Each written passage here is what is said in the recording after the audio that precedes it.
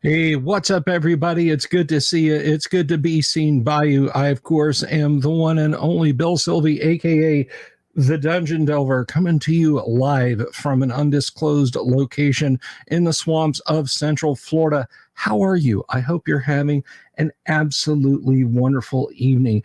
And we have a really good show for you guys tonight. We have a really great guest we're going to be bringing on in just a couple of minutes. And of course, I just want to remind you folks, if you haven't already, please do click the subscribe button and the bell icon for notifications, and you will get information and updates about all of our shows, whether they're live shows, whether they're interstitial videos, if we have guests, if we play some games, if we deep dive on some classic tabletop RPG materials, you will find out about it if you click that subscribe button and the bell icon for notifications. And of course, if you're watching this video after the fact, you can do that. You can absolutely do that. And if you would, please give the video a thumbs up if you like it, and leave a comment down below and tell me what you liked about it, and I'll do more of it. Or if you don't like it, give it a thumbs down and tell me what you didn't like about it, and I'll set about the fixing it, because that is what I do. I go the extra mile just for you guys. So I hope you appreciate it. And so we have a good show in store for you guys tonight, because we have a guest, and those are always a lot of fun. So I'm going to go ahead and put on these nice comfy headphones so that I can hear our nice comfy guest. Actually, his comfort is entirely up to him and his home furnishings. So without further ado, please, folks, I'd like to welcome a guy. He is an artist, he is an author, he's a creator, and he's an all-around swell guy who's got just an awesome Kickstarter going that we're going to talk about. But hey, I don't want to steal his thunder, so let's go ahead and bring him on. Everybody, put him together for Mr. Matt Finch. Matt, how are you? Hey, Bill, how's it going? It is going. I cannot complain. No one would listen. How are you, my friend? Oh, pretty good. It's been it's a wild day because we're just shy of 100,000. So I'm, I know. That's the point when you start hitting refresh. So 999 backers, $99,900. You have. This is the OCD Kickstarter backer a dream goal right here. Yeah, exactly. We actually we ran into each other at a convention recently. You were kind enough to do a panel at the Guac this week past. That was really awesome, and I appreciated it. I know a lot of you folks got to sit in on the panel and talk to Matt, and we had a fine old time. So thank you very much for swinging by. We greatly appreciated having you in that discussion. And this is the point at which I would say, and if you want to see that, guys, go click on that. No. You got to be at the con for the panel. You got to come to the con to attend the panels. And does Discord even have the ability to record something like that? I don't believe so. I think you have to have something between you and Discord doing the recording. Some of my earlier shows, because I didn't really have a handle on all of this, as opposed to now, Matt, when you see my technical acumen is off the charts. I had guests on, possibly even you once, and I streamed using something else, the Discord call that I had. But no, our Discord panel with you was there. It was then, and if you missed it, well, not you, obviously you didn't miss it, Matt. But if you're out there in the audience and you missed it, I apologize, but you'll just have to attend the next con if you don't want to miss the panels. So anyway, we talked about this a little bit, we touched on this a little bit in the panel.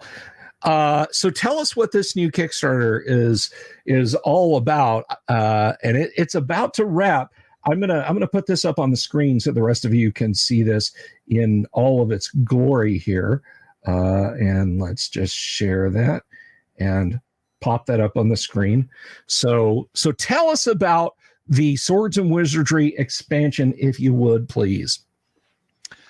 Okay, well, it's kind of a shotgun, scattergun kind of approach to stepping up the options that are available for the game as a whole. So, you've got everybody likes monsters. There's a monster book. It's got about 40 new monsters in it. It's got a lot of the monsters from Monstrosities. It's got all of the AD&D monsters in it. So it's a resource for that with some new stuff. Hopefully enough to make it worth getting the book. Some very, very nice art in there. We've got Ken and James doing some of the art for that, and also Del Tigler. Chris Arneson, a lot of very good artists doing the internal artwork for the monster book. I think what is generating the most excitement, just based on hearing the comments on the Kickstarter, is there are like 11 new character classes. So for the people who wanted options for character classes, that's in the book of options. That's a real sort of gets you to the Arduin point where there's 22 different character classes, but I think a lot of those are usable more for NPCs, if you want somebody who's a demon hunter, or a knight, so on and so forth. But so there's all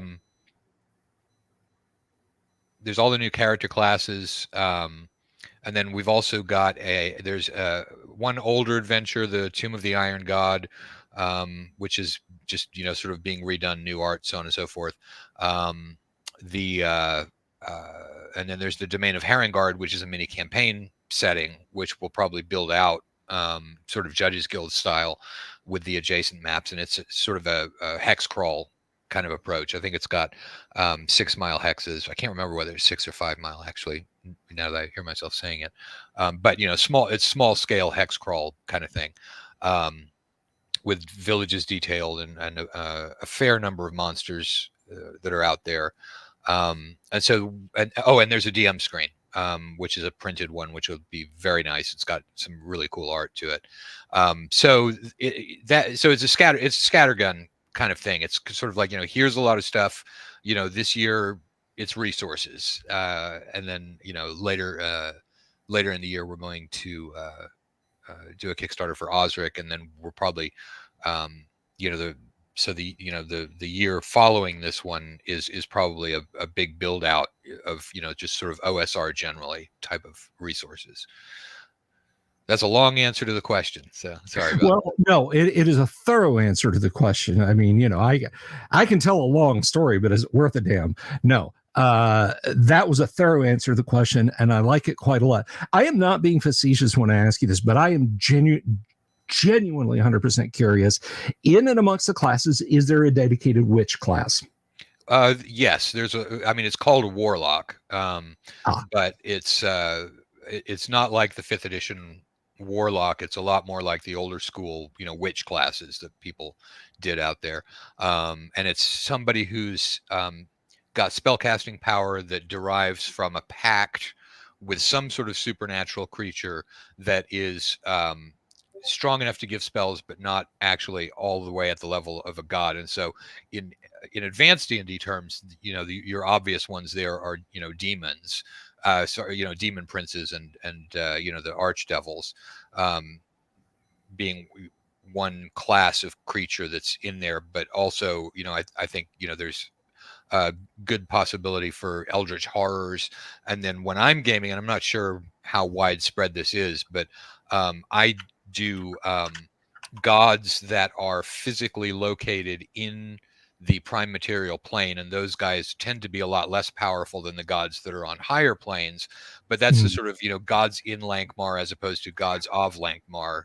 That is literally just the comparison I was going to make. Or, and I usually call those middle powers or something like that. But so at least in my campaign, there's a lot of scope for that kind of spell casting, and also I think it's a fairly good way of handling orcish spellcasters, which were kind of given short shrift in AD&D, and they weren't mentioned at all, I don't think, in OD&D.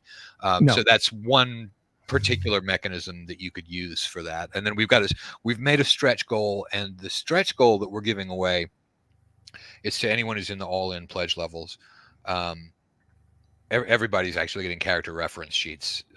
So a cheap way of seeing all the character classes is just to back the Kickstarter for $1 and you'll get that PDF. But the NPC book is basically stat blocks for all 22 of the character classes that are in the game, all the way from first level to usually 9th. In the case of wizards, it goes up to 11th. And so you've got those stat blocks written down there, and that's an electronic document, because for the most part, the only way that's really what it's really usable for is cutting and pasting something into your own adventure. But it makes it really easy, when you run into party of adventurers in the encounter table. And I don't know about you, Bill, but every time I saw party of adventure, I was like, fuck it, no, we're rolling again. I'm not going to roll up a whole party of adventurers. This makes it a lot easier to do that. I mean, even these days, with having DOSBox and the old Dungeon Masters tools, volumes 1 and 2 from SSI, I ain't stopping the game to make an adventuring party in AD&D. I love the concept. I love the idea of running a cropper of them, but that's just, that is a whole thing that is, even when it's push button, it ain't push button. Yeah. Can you hear me? Yeah, I can hear you fine. Good.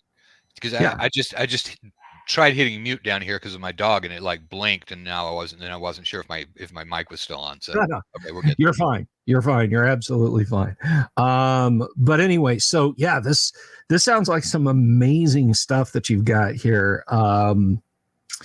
And I've got I have a question here. Well, there is an audience question here from Dice Tale. Says it feels like you're moving away from the roots of recreating OD&D. Is that a function of the hobby or your focus changing? Just wondering about where you're going, not a criticism. Yeah, no. Well, the thing about recreating OD&D is that in most ways it's done because the core, the complete rule book has pretty much everything that I thought that we could get in there and make it work. It's got stuff from Strategic Review. It's got stuff from the Dragon magazine in the early issues. And so from my standpoint, the retro clone that covers the OD&D rules is pretty much done, and that's in the complete book. And then there's the second, goal that I think people have been looking at the OSR since the very beginning of, okay, let's take this stuff and let's build some new things into it and take it in new directions. And I'm kind of doing that in this Kickstarter because, there is a lot of new stuff in here, but, in this particular Kickstarter, not counting the monster book, I mean, in the book of options, a lot of it is still very heavily rooted. I mean, first of all, it has to work with OD&D because it has to work with Swords and Wizardry. So it's written by people who've been playing OD&D longer than anybody had in 1978, because Swords and Wizardry has been around longer than OD&D was. And so the there is the ability to take stuff and do new things, but it's very heavily rooted in the old, not only the old style, but the barbarian class is draws very heavily on the White Dwarf barbarian class. The chivalric knight is basically the cavalier from AD&D, only brought back into sort of an OD&D perspective. And you and I, Bill, have talked a lot about how OD&D is in many ways different than AD&D, even though it doesn't look like it. And so that's what I mean when I say the cavalier. It's the cavalier sort of retrofitted to OD&D. There is a lot of the bard. There's a lot of stuff that is in this Kickstarter that is heavily rooted in the older materials, but I definitely do I definitely want to do new stuff that is, taking OD&D into the areas where it might have gotten to, if it had continued to have been published in OD&D format rather than switching over to AD&D. So I think that's really the answer to the question, and more so, you know, next year than this year. This year we're still sort of filling out the catalog with the stuff that's got to be in it, you know, to be a publisher of a, you know, fully functioning, fully supported game company, blah blah blah. We're going to start doing, you know, I think some more creative stuff, you know, probably next year. But so I wouldn't really say that I wouldn't say that we're departing from OD&D at all, but I would say that the goal of trying to be a retro clone of OD&D is a project that I view as being pretty much completed. And now the thing is, okay, we've got a retro clone of OD&D. What are we going to do with it that's cool and fun? Right. Right. So if I may be so bold, and if you laugh in my face at the rather facile nature of the statement, I will completely understand. But it seems to me that the process of the cloning of the rules, I mean the rules, the you know, armor class and level and the grid, the, you know, type of threat, class, number needed to save. The process of recreating that, cloning it, re-envisioning, whatever you want to call it, is fairly a simple and mundane affair. So I'm sorry, if you were about to speak, go ahead.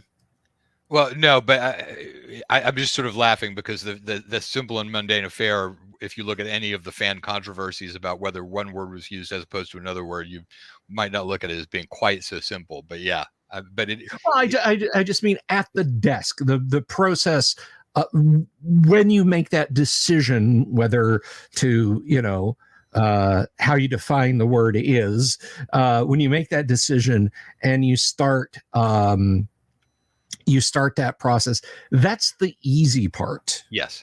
Of cloning. That happens with a great deal of simplicity because you are just copying and pasting numbers over.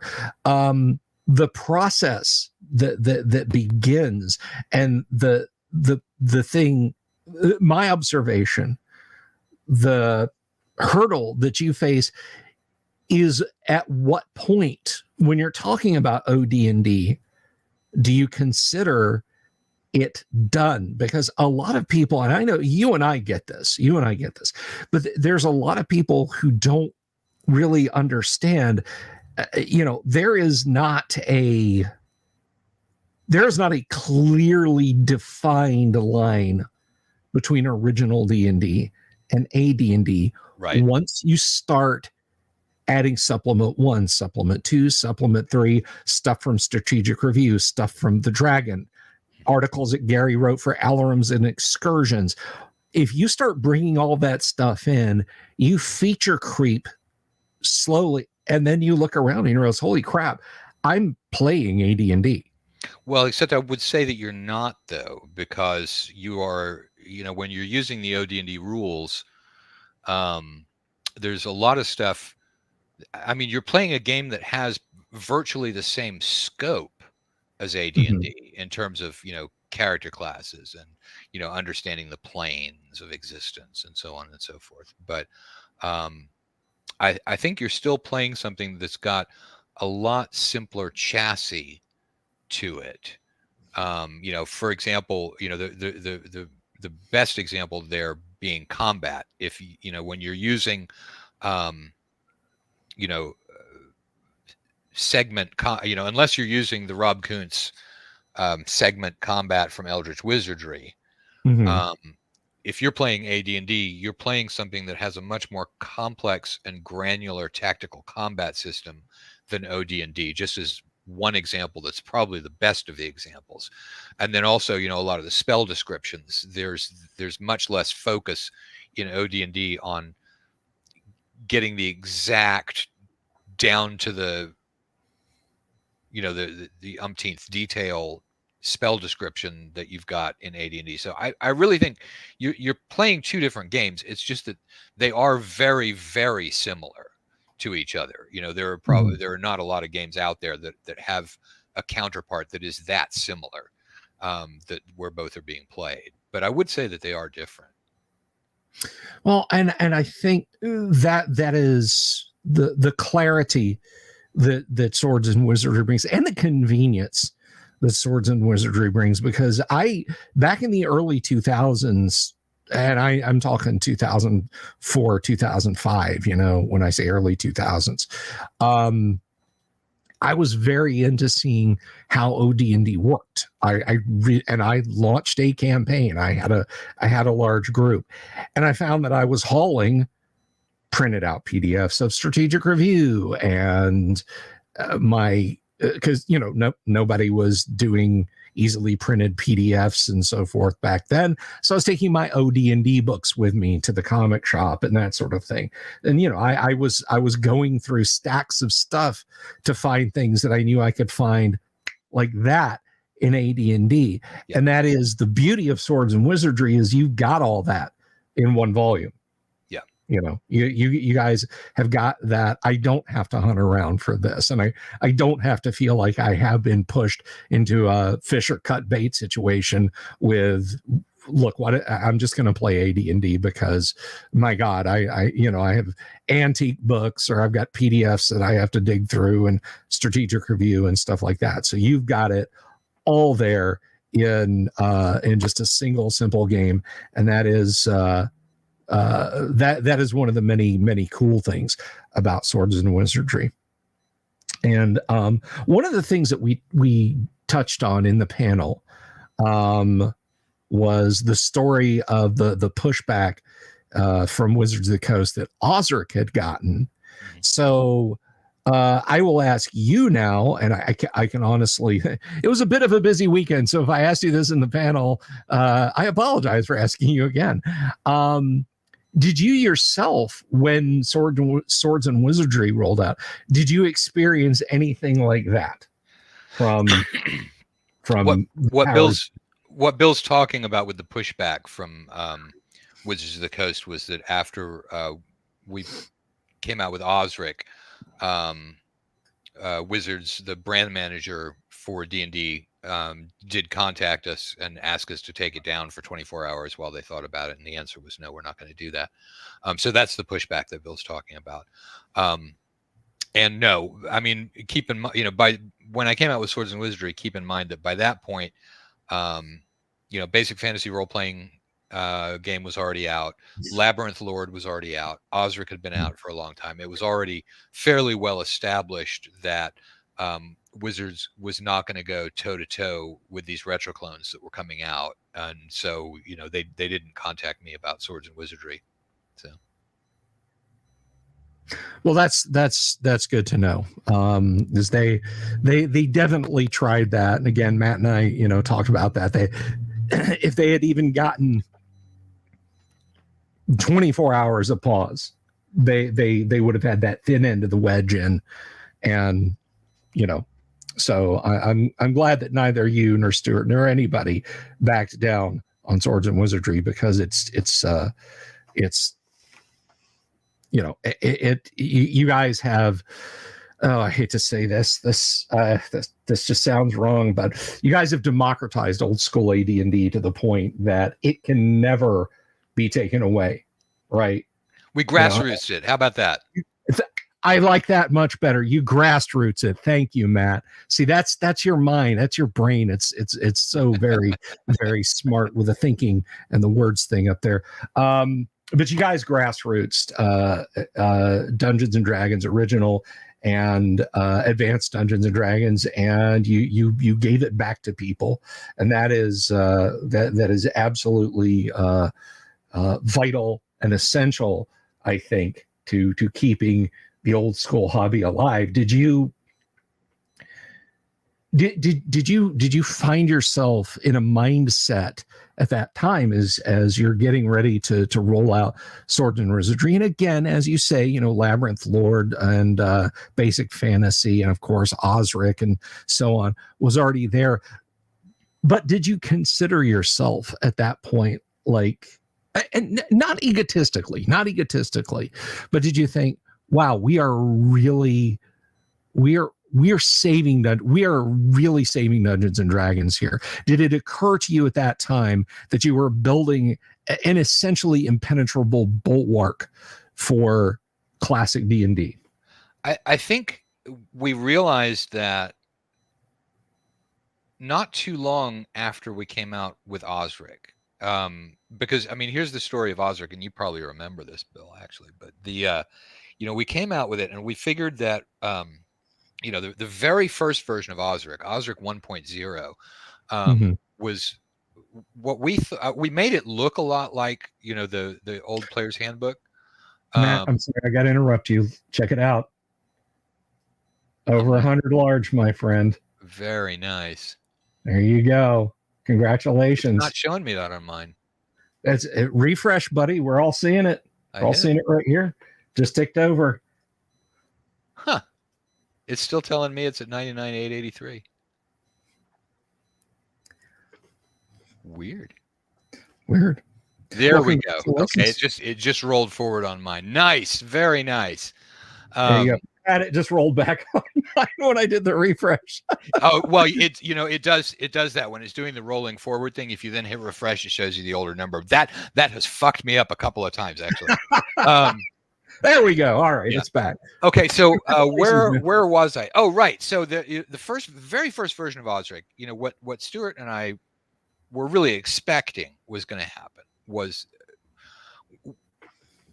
we didn't think our document was going to be all that terribly important, except for one thing, that it would give a name and access to the OGL, and that name being Osric, you weren't allowed to call something Dungeons and Dragons, so you had nothing to call Advanced D&D. And so we were like, okay, well, here's a name that people can use when they're talking to each other for it, and when you're using that name, you can get in through the OGL. And we didn't think, we were like, okay, Dragon's Foot's got all these adventures that people are putting up for AD&D, and everyone was completely pirating the trade dress.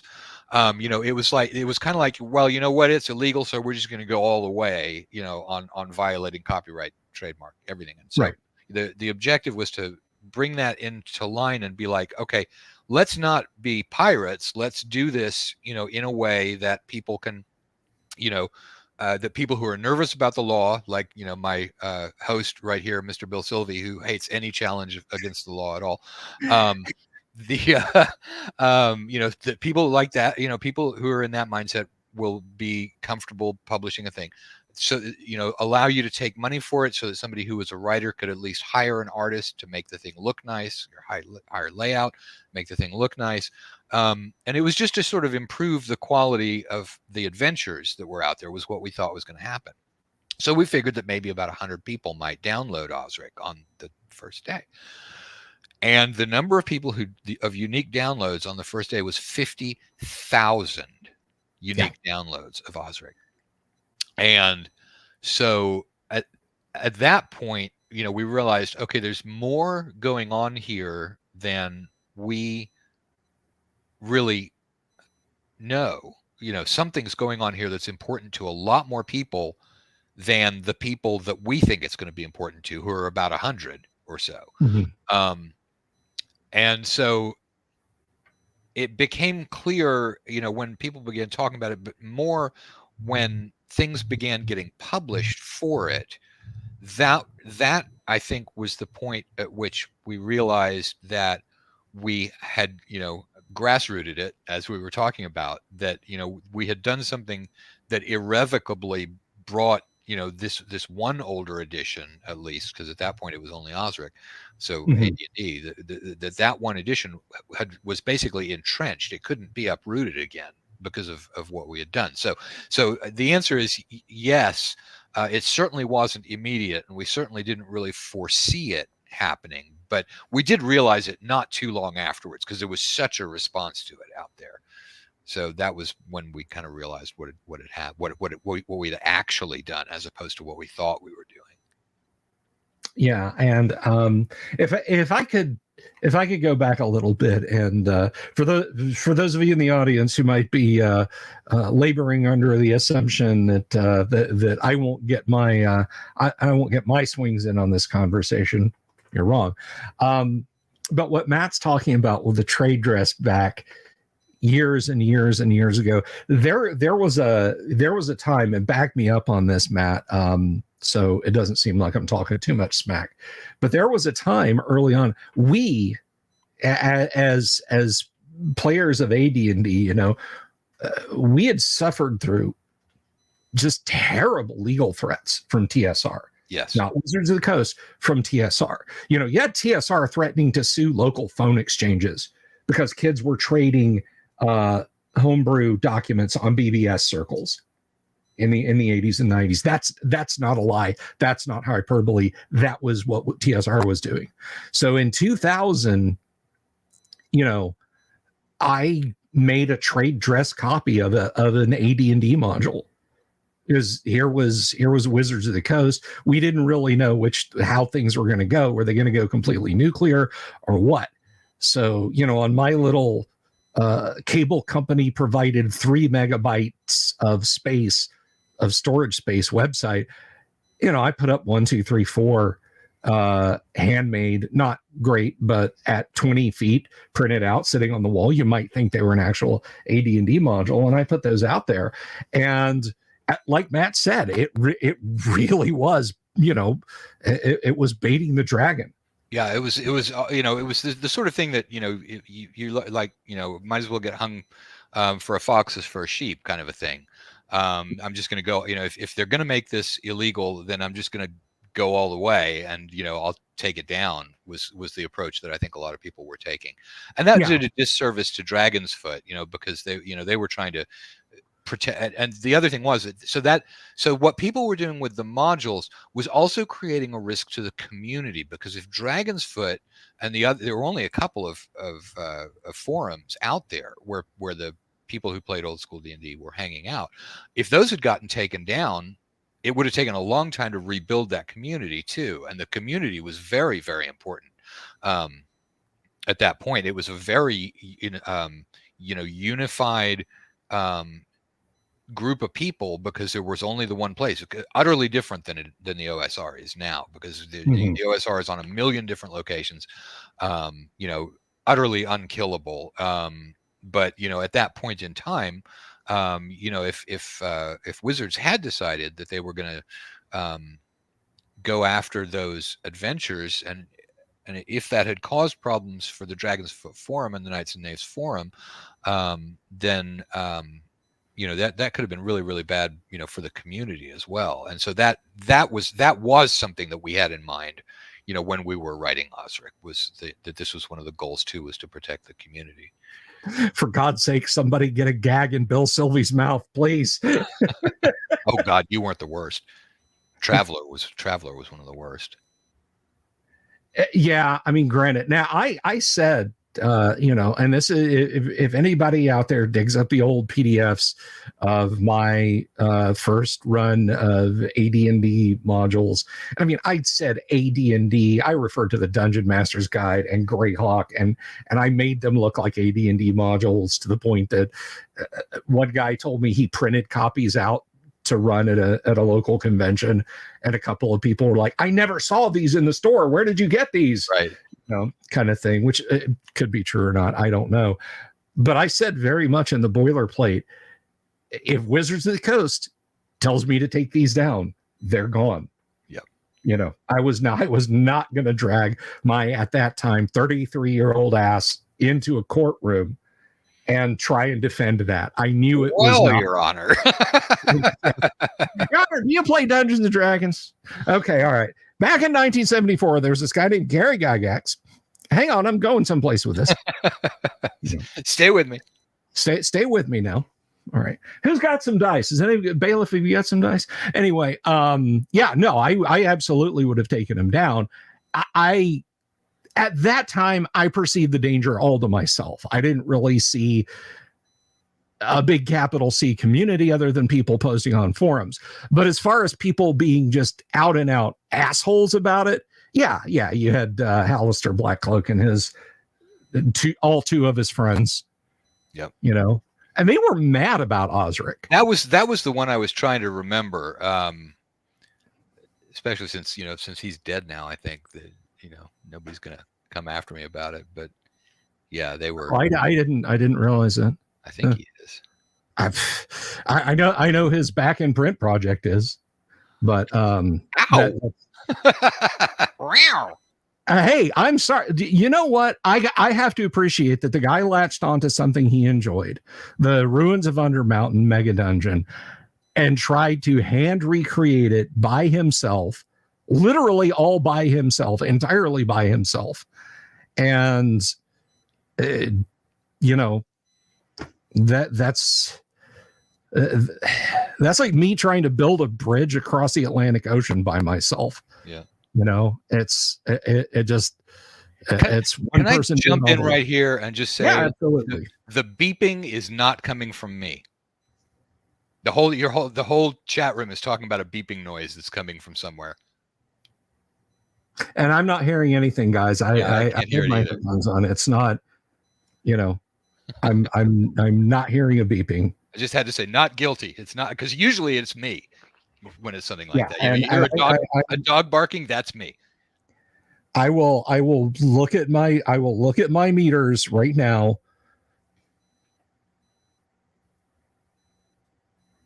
No, there's nothing. When I stop talking, they completely flatlined. So it ain't me. To quote Johnny Cash, it ain't me, babe. So I don't know what you guys are hearing.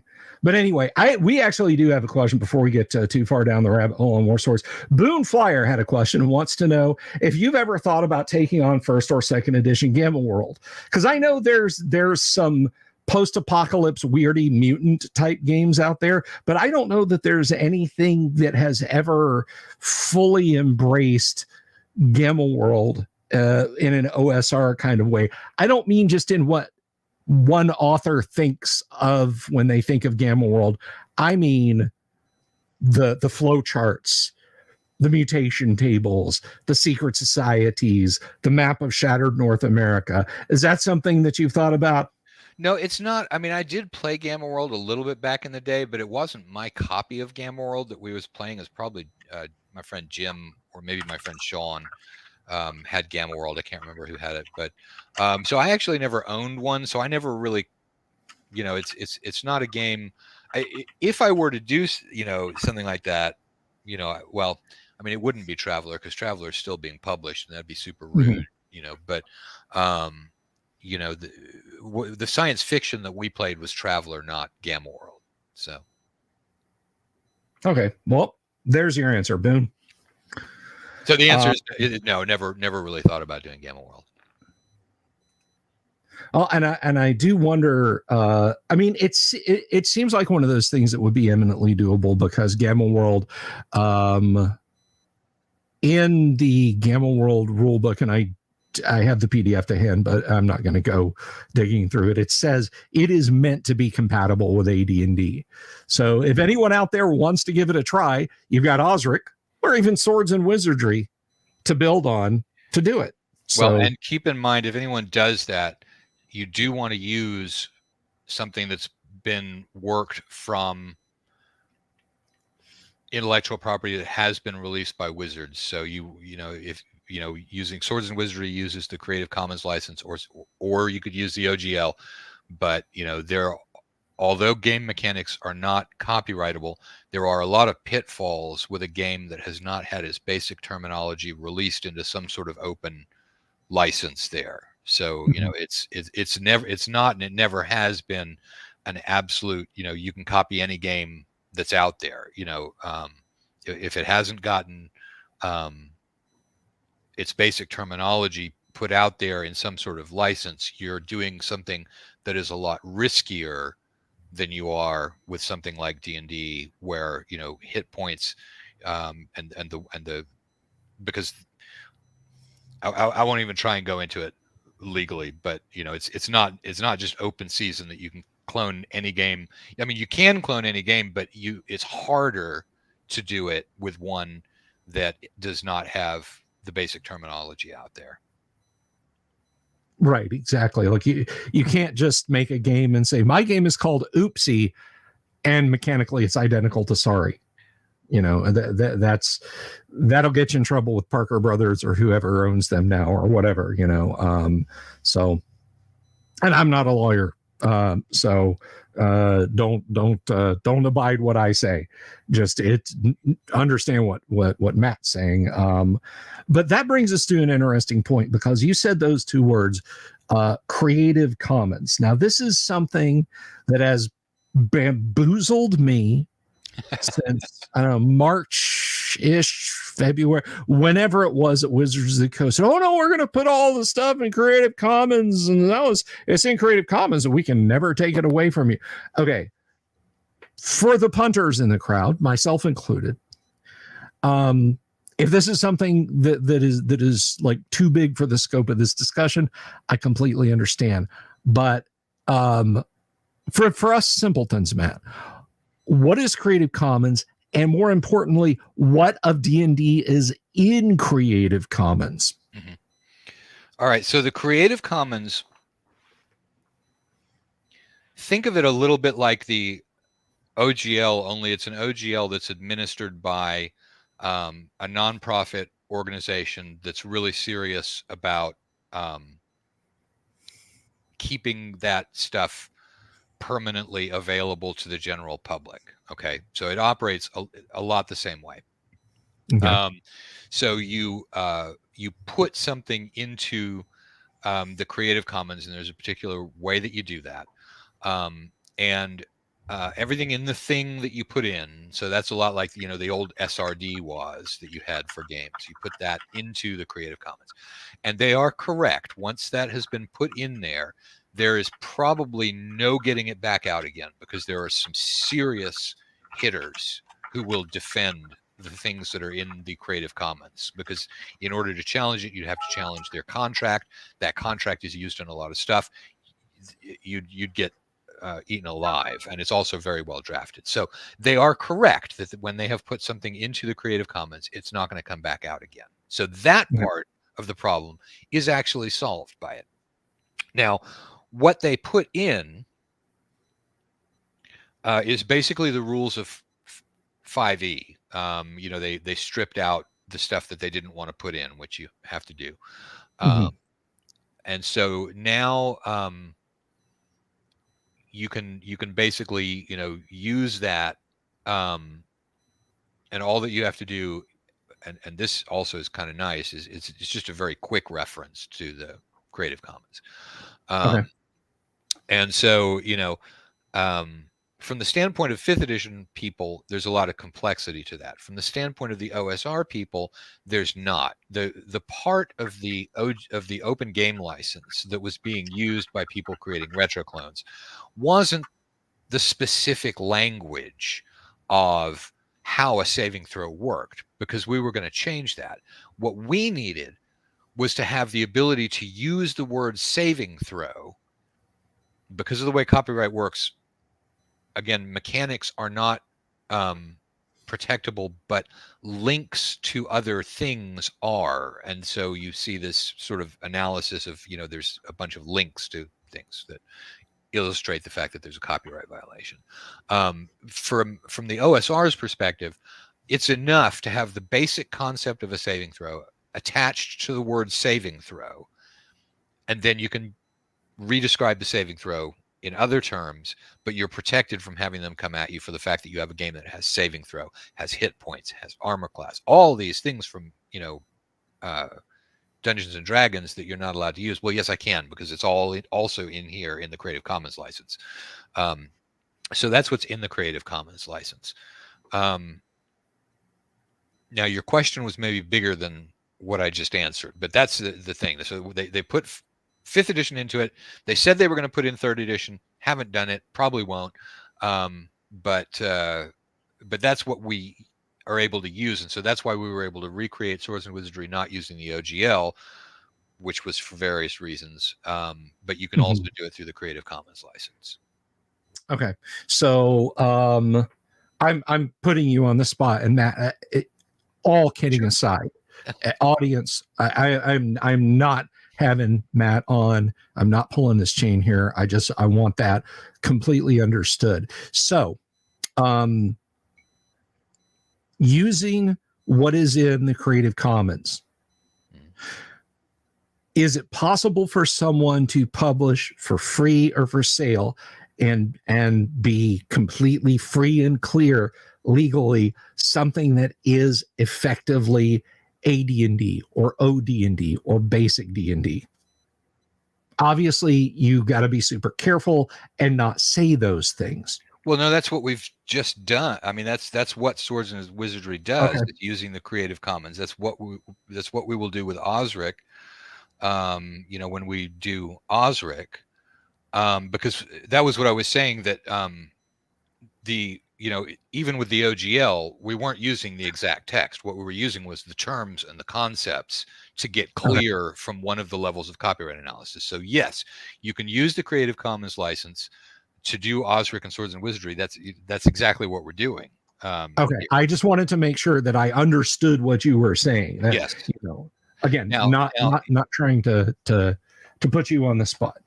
No, that's, what the difference with the Creative Commons license is not so much from the OSR's perspective. Again, 5th edition, people who are trying to do 5th edition have other issues with it, but from the OSR's perspective, the difference between the Creative Commons license and the OGL is not about the content, it's about the license, because the OGL so if you think of it this way, that Swords and Wizardry, there's 2 different ways we could license it out to people. We could just say, okay, Bill, you can write a module using Swords and Wizardry. Okay. And that's great. And that's what a lot of publishers do when they're not using the OGL. But here's the thing. Let's say that Stuart, wrote a module and it had a new monster in it. And now you're doing a module and you want to use Stuart's new monster. Under the OGL, you could do that because there was a way that Stuart could release that monster into open game content, and then you could get access to it because it was open game content. The shorter form license, the way that this has been done in, I think, Shadowdark, the way that it's done in Dragon Slayer, the way that it's done in Mork Borg, all of these direct publisher to one peer licenses don't have a peer-to-peer license involved in it. And so that's why we went to the trouble of writing the ELF license, was so that we could have something out there that had that peer-to-peer quality. Did I make sense, or have I just been babbling? No. That does make sense, and it dovetails nicely into the next question I had. It's like you're reading my brain thoughts over there. So for those who are then coming in, say they're just getting into the stadium at the start of the second quarter here, Matt. Tell us about the ELF license. What fun, cool things can we do with the ELF license? Well, the ELF license is just, it's basically, it works the same way as the OGL did, because, I'm a big fan of not reinventing the wheel. And so it does make some changes. Number one, it's clear that it's permanent, which the OGL was a little ambiguous on. It reduces, okay, so also the OGL, because Wizards was protecting itself, the OGL said, you may not use any trademarked term in your thing, and that was way overbroad, because it meant that you couldn't have somebody eating a Big Mac at a McDonald's in your module or something like that, because Big Mac's trademarked. And so we've stepped back from that. So you can use other trademarked stuff as long as you're still doing it legally. So, for example, and this applies even to 5th edition. So if somebody is doing 5th edition and they're using the Creative Commons license, they can say, this is made for D&D. This is made for Dungeons and Dragons. Now, and they have to say, it's not official because I'm not affiliated with Wizards of the Coast, or you might say something like, this trademark, is used without permission, is another one of the magic terms. But as long as you make it clear that you are not the publisher of Dungeons and Dragons, you can say this is made for Dungeons and Dragons, because you can do that under normal everyday intellectual property law. That whole thing that had everybody saying created for the world's most popular role-playing game, that was because of the term in the OGL that said you cannot use anyone else's trademarks. That wasn't from the law in general. It was from the contract. You contracted to do that when you used the OGL. Okay, so let's say I had a module about some crazy quest for a set of dentures, and I thought that was a really good thing to publish. I can just say this is a D&D adventure. This is a D&D module, right? Yeah, as long as you also say, well, so if you're not using the OGL, if you're only using the Creative Commons license, Creative Commons, that's you would have to say in there, Dungeons and Dragons is a trademark of Wizards of the Coast. I forget whether it's an LLC now or whether it's Inc. It's a trademark of Wizards of the Coast.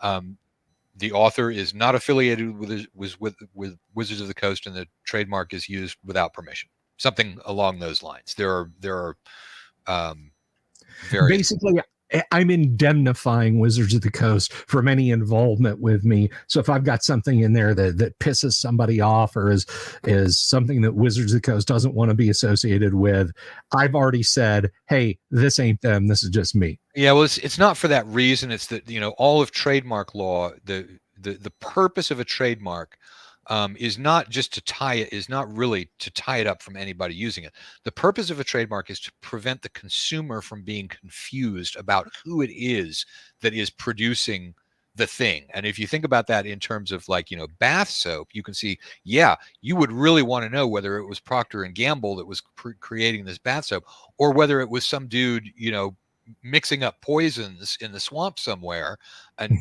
calling it by the same name as the soap. That was the reason. It's actually at its very root, it's actually a consumer protection concept. Trademark is.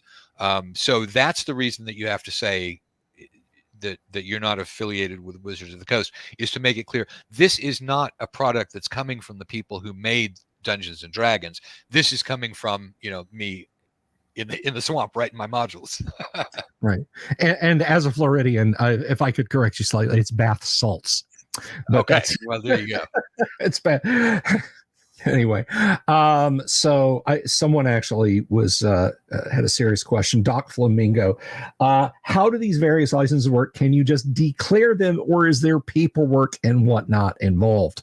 And I think maybe you've kind of answered that, but I'll let you go. Yeah, well, I mean, part of the problem is the word various, but for the most part, you just declare them, but you have to, you do it in writing. So, for example, if you're doing something that's based on the 5th edition grant into the Creative Commons license, there is a sentence and a link that you must put in there in order to be using it correctly. But as long as you put that in your thing, it's a matter of just declaring it. And it was the same with the OGL. As long as you did the right things, and that's called, and that's part of why it's an open license, is that it doesn't have somebody on the other side who actually has to approve it. So yeah, for the most part, it is that you just declare them.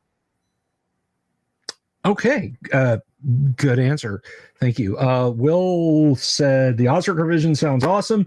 I made a Dragon's Foot thread last year about how much one could help keep D&D alive, and most of the responses were dismissive. This is my shocked face. This is my shocked face that you ran into that on Dragon's Foot. Responses on dismissive responses on Dragon's Foot. But I'm so glad Matt and Stuart don't agree, and I agree with Will about being glad that you guys don't agree with being dismissive about that. And I agree with you on that. Well, then we're in agreement. Let me see. I want to make sure I didn't miss any questions. I think we probably bored a lot of people with the discussion about licenses, but well, I mean, sometimes it's got to be like that, guys. I mean, dealing with TSR back in the day, and by dealing with, I mean avoiding.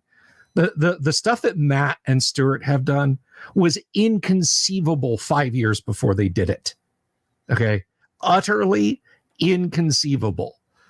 Up to the day that Lorraine Williams handed the keys to the Sheridan Springs offices to Ryan Dancy or whoever, however it went down, there was no dealing with TSR.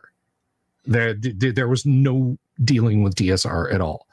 So while it may be a legal minefield now, it is a very clearly laid out minefield, and all you have to do is look at the flags and know where not to step.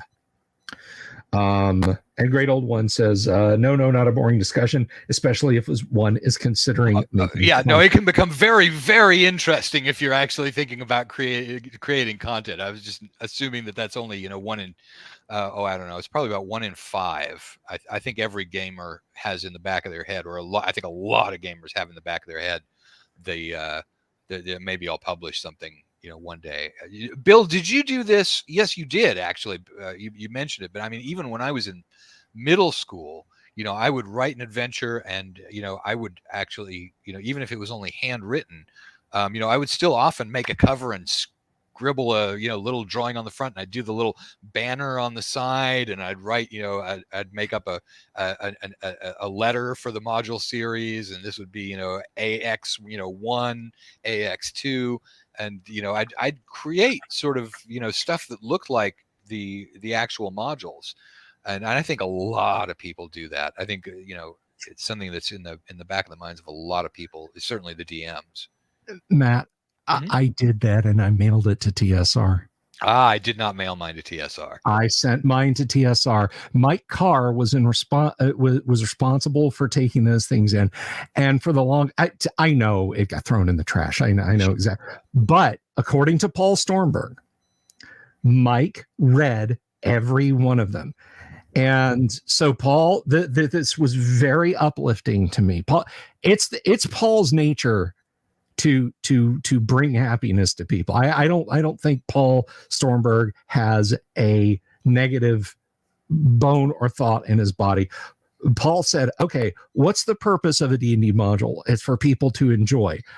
What is enjoyment? Bringing happiness to people. So Mike got your module. He probably laughed his ass off. It brought him happiness. Therefore, your module was well received by TSR.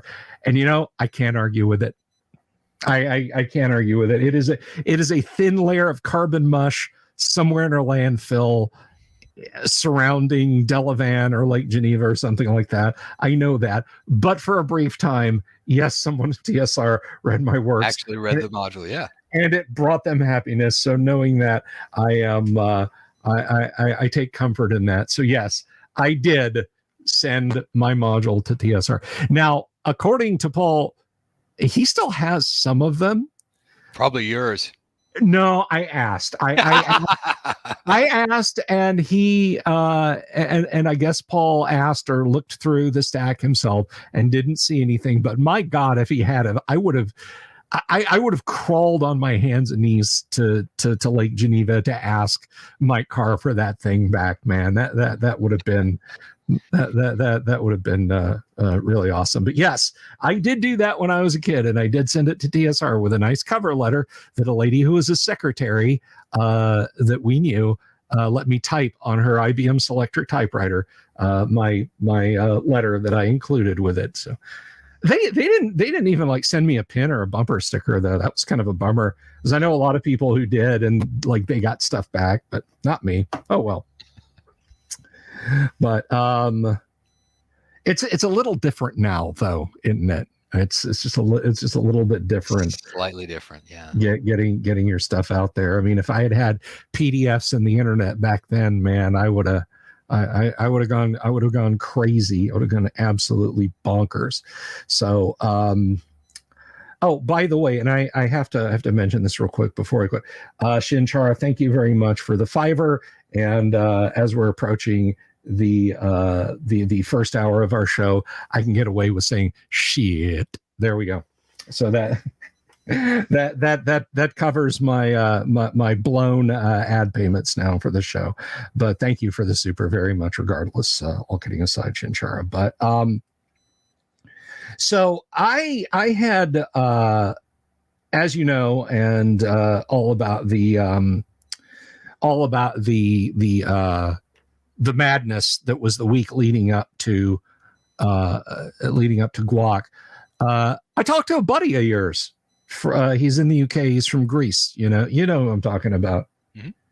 Yeah, he and I chit-chatted for a little bit, and you mentioned this in the panel, and I said I was going to keep the panel stuff, and if you didn't get to go to the panel, well, that's too bad. But I am going to mention this, that he name-dropped you a couple of times, so I guess you guys have got potentially something new happening there, but I'm not gonna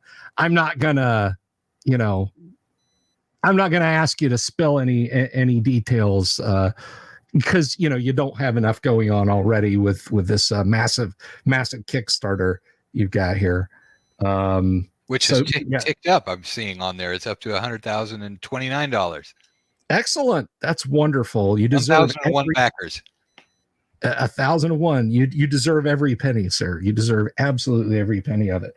But is there stuff?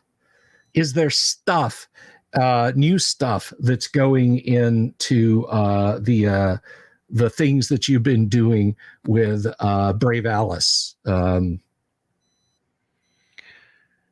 No, I mean, it was like I said, because when you told me about that, when we were doing the panel discussion at the con, I couldn't think of what you were thinking about, but I think he's probably, he's not talking about something that will be a Mythmere Games product. It's something different. That's so. Well, I mean more with what you guys have done with the notebook app that we've demoed on the show before. I guess what I'm saying is as Swords and Wizardry grows, is that something, the software side of things, is that something that you guys would be, I guess here's what I think he was talking about was that I think he's talking about using the Swords and Wizardry rules to create either a game or something within their VTT that, where you can basically play Swords and Wizardry, but he can do that, pretty much just with me saying, yeah, sure, go ahead and do it. And I wouldn't be involved with that because that would be a matter of the devs doing it. So I think that's probably more what he was talking about. So it's not something that really comes into the publishing side. It'd be really cool, but okay. I didn't know if there were new links between you guys, but keep us posted. I would love to have you all on the show. By the way, I was this close. Risa, she was like, "Yeah, I'll be on the show," and then she said, "Oh no, I don't feel well." Dang it! I got that close to having Risa on the show, but. She's a lovely person, and I thank you very much for introducing me. It's a brutal time zone difference from the time that you do your shows to there. Yeah. I mean, it's like 2 a.m. or something like that in Greece. Yeah. Hey, Risa, get up at 2:30 in the morning to talk to an overcaffeinated dork on the East Coast of the U.S. Yeah, I don't blame her. And Aggie, I guess, is in the UK, so it's a little less. Yeah. Not more doable for him. Yeah, it's like East Coast, West Coast, something like that. Yeah, versus like 9. No. I mean, Greece and the UK, I think, are about 2 hours off from each other. Oh, the time zones aren't that okay? I had it in my head that it was like 4. What can I say? It comes from living in the U.S. I tend to think of everything as being huge, but so. We've talked to the business. We've talked about your Kickstarter, and we're going to leave the Kickstarter stuff up there. Aside from your excellent panel at Guac, what are you doing con wise? What's coming up on the Matt Finch con schedule? Next one is North Texas in June. And then we're going to Gen Con. I submitted a game to Gen Con. I haven't heard back, so I don't know whether that's in the bureaucratic. They probably process a lot of stuff. So I may be running a game at Gen Con, or I may not. I don't know. We'll see. But Susie and I are both going to be at Gen Con. because we, run into a lot of, you can spend your entire time at Gen Con just doing industry shit with people, running into people. And that is, we're planning on doing a booth, if we're able to get one, at GaryCon next year coming around. But I have not, I probably should have looked into that earlier, and I'm probably get reminded by Susie that I should do that, because you have to apply, obviously for booths, long in advance. But we're and if we're able to get a booth and a room at GaryCon, then we'll be doing GaryCon next year in addition to North Texas and Gen Con. So that's the con schedule as it stands right now. Okay. Right on. Well, I hope you could make Guac next year, if you want to do a panel or run a game or something like that out there. No, I definitely will. I will. Yeah. Out there in the audience, I think you guys would rather enjoy that. But it'd be absolutely great to see you there. What are you doing for a home campaign these days? What do you got going? Is it just a bunch of one shots, or have you got like a long-term campaign you're running at home, or what? No, not yet. I mean, we only moved back to Houston. It was a whole year ago, but it's been a really busy year. And so, I don't usually do very much gaming in regular life other than conventions. And partly that's because, back, I used to have such a busy convention schedule that was fine. It meant that I was gaming, as many as 6 times a year, which is, once every 2 months, which, for your regular group, that's not bad to actually manage to, get together. So, I'm not running a game right at the moment. So now Susie does want me to start doing, live stream games again, in which case, shit will get busy. But first I got to figure out how to get people, talking on the same screen before that'll work. Right. So, well, I mean, Susie is right, Matt. Yeah, you definitely. The one thing that I found, and you've done the YouTube thing. Yeah. You've got you carry this enormous kingdom on your shoulders that is swords and wizardry. I mean, it's not just swords and wizardry, dude, because you've got everybody who's doing stuff with swords and wizardry, ancillary stuff. That is a strong, broad set of shoulders you got to have for that. So I completely get it. But my advice, definitely set some time aside for some gaming that is offline, in the sense that you're not streaming it. It's not at a con. If it is on the computer, that's fine. If it's face to face, all the better. Don't think about numbers. Don't think about any of that. Trust me, it's good for the brain. Oh yeah. It's very, very good. And that's my advice to anybody, by the way. If you're doing a whole bunch of cons, if you're doing some Will Mistretta out there, he is like your number one cheerleader, right? Will is like the spirit squad for swords and wizardry, and I'm sure Matt salutes you for it. But trust me, you gotta make some time today, because the minute this and then this and that, and it becomes a job, a job job, and it's no fault of anybody's, you will actually be able to see the joy flowing right out of it. Oh yeah, that's. And you probably knew this was going to come up when you posed that question, because anything that you do, anytime you turn a hobby into money, anytime you turn a hobby into a job, it's no longer as fun. It becomes work. So that's why you got to isolate it from any sort of commercial applications to where you're just gaming. Most of what I read for pleasure is not fantasy stuff. I mean, right now I'm reading the 1632 series again, and I read a lot of mysteries and stuff like that. I don't read very much fantasy at all. Yeah. It's Yeah. not that Yeah. I don't. I mean, you know, I read the Joe Abercrombie series fairly. You know, it's not that I don't, but I actually read other stuff more frequently than fantasy. And I think people would sort of assume that, yeah, you know, he's going to read fantasy all the time, and it's not. It's mostly other stuff. Yeah. And I, you know, and that's my secret shame too. There's a lot of people who are sub to this channel who have their own channels, and I watch their stuff. But if you ask me, like, hey, what do you do, Bill? You know, when you let your hair down and you're not writing stuff for the show, you're not out doing it. I watch car restoration videos, Matt. Mm-hmm. I watch guys in the Midwest who go and they dig out, you know, Buick Skylarks that have been parked since 1982. Chris Clark. I don't know if he has. He should have a show. Chris Clark would do an awesome show of car restoration. I will keep my eyes peeled for it, but yeah, like pole barn garage, junkyard digs. Who else?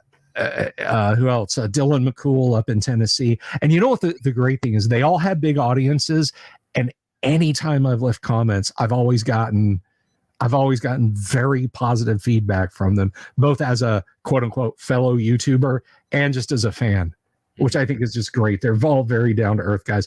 But that's my happy place. You know, it's not videos about D&D. It's watching guys get old iron running. It just is. It hits that dopamine release button. Because I think if I immersed myself in this, like just everything, you know, just everything was constant swords there, that burnout, I would hit that wall like that. Yeah. So don't let that happen to you, kids. Take a breath, take a break, step away from it from time to time. We actually have a question. I'm going to expand on what Cracks the Bold is saying here. Did he say anything about White Box Cyclopedia? What about White Box Cyclopedia? Okay, so the cyclopedia part means that we're talking about the James Spahn product. So James Spahn has taken the White Box Swords and Wizardry White Box rules and done sort of like what we're doing with this expansion set. He's got he's built it up into something that is much broader in scope in terms of character classes and so on and so forth, using the White Box rules. And for anyone who's not familiar what we're talking about here, probably most people are, some people may not be. White Box, when you're talking about White Box, you are specifically talking about the 3 little brown books that were in this box, and you can see why people call it the White Box. Yes. Now, those books got supplemented with later OD&D books in which a couple of major changes happened. In the original White Box, every character class had a hit dice of 1d6. So now, although you didn't gain hit dice necessarily at the same speed, magic users, for example, were almost as durable as fighters, and that distinction was made in the later books where different dice began being used, and also monsters all had a D6 hit die rather than a D8 hit die. There were a few things in there that make White Box very, very distinct from all of OD&D as you see in the Swords and Wizardry Complete Revised, you know, level of things that involves all the supplements. So it makes a lot of sense to say, you know what, as a game system, I happen to like this White Box set of rules. And then, you know, James Spahn, hit me with what would this look like if you expanded the hell out of it. And that's basically what he's done. So that's the White Box Cyclopedia. We're 100% in favor of that project being done. You know, James does a lot of freelance work for us. I am not when I was talking about, you know, if you really like that mechanic of the White Box, I don't particularly. As a DM, I prefer to have, you know, different dice, and there tends to be more numbers to play with, you know, in terms of the scope of the thing when you're using the later rules. So I don't usually, you know, I never DM White Box. I think it's a fun system. Jason Cohn, Vladimir Jurament, you know, ran some games for us. He was from around here. You know, so it's a lot of fun, but I don't like to DM it particularly, or I feel like I do a better job DMing when I'm using all of the stuff. So, so I don't have any, I'm not trying to lock up, you know, the White Box thing. I'm comfortable with having, you know, James Spahn, who is an expert at how those mechanics work with white box. To have him doing the encyclopedia, we 100% support it. When we, you know, we may make the we did come out with the revised white box swords and wizardry rules, but that's because James is I think he's not going to use descending armor class in his. So we wanted him to have that tent pole of, you know, here is if you want to play the real white box rules, you know, here's where they are. And now here is James's expanded thing. So we may, you know, give that PDF out for free during, you know, the lead up to when his encyclopedia gets going. So, you know, but if you're looking for the, you know, what's the opinion on it, number one, it's, you know, we're 100% in favor of it. And number two, he's going to do a really, really good job with it. So. Yeah, I'm excited about that. That sounds really fascinating, because I got to tell you, the last time, and this has been a minute ago, that the last time I was at Free RPG Day and ran OD&D, I had a situation where the party's magic user got locked in a room with an ogre, and they literally ran around Scooby-Doo style in the room, ran around a big butcher table, and, you know, he's bellowing, I'm gonna cut you up for lunch. And because it is all 1d6 and it is everybody using virtually the same 2-hit table, the magic user ended up beating the ogre to death with his staff. Mm-hmm. And that's not something you really see in AD&D or even in OD&D plus supplements, nor basic. I'll tell you one area in AD&D where I had a magic user take something out that he really shouldn't have, was the grappling rules. Yeah, those grappling, they tended to cut past the hit points. You know, it's been so long, I don't even remember how they work, but I do remember it's a system that sort of goes around the normal combat system. And I had a magic user who was able to actually kill something that he really shouldn't have. It wasn't an ogre, but it was a fighter or something like that. It is percentile based. It does not function on the 2-hit table, but it is entirely percentile based, and it is a situation where it is you pray to RN Jesus, because that magic user up to 6th level, I think, in AD&D, you know, dart, staff, or dagger, and the ogre's not going down, or the big fighter's not going down. You get over to grappling and pummeling, and you just might. You know, you open end high on those percentile dice, and you body slam that high level fighter. That may have been what it was. Yeah, you can do 11 points of damage right off the bat, and then if he opens low to try and break your grasp, you can I can just see this weedy little magic user going full Ralphie in A Christmas Story and just pounding on the guy, you know, using those percentile rules. And I actually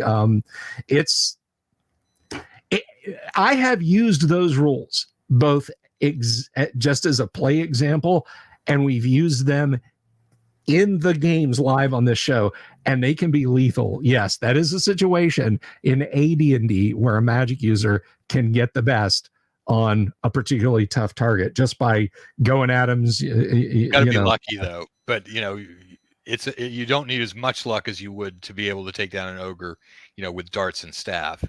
Yeah. It still relies a lot on RN Jesus, but not as much as, you know, well, I got this knife that does 1 to 4, and I hope I hit you. So, somebody told me to ask you when I said, yeah, I'm having Matt Finch on the show tonight. They said, hey, I've thought about Swords and Wizardry. Ask them if they do weapon versus armor type. Nope. And guys, come on, Gary didn't use weapon by armor type. Like, he literally was going to take that out of his second edition rules. So no, you guys don't do weapon versus armor type. So Well, it's not in OD&D anyway. Yeah. You can get there, via chainmail, depending on how much of chainmail you're trying to import into it. But the alternative combat system, which is what pretty much we use, because nobody uses the chainmail combat system. Very, very few people do. The alternative system didn't have that in there. So Yeah. No, the quote unquote alternative system is much easier than the 2d6, and let's go down through the chainmail combat system. So yeah, there's no weapon versus armor type, and you know who you are asking me if it's in Swords and Wizardry, because it's not there. The spider, it is in the first edition player's handbook, and it is not something, believe me, it slows AD&D way down. We don't want that.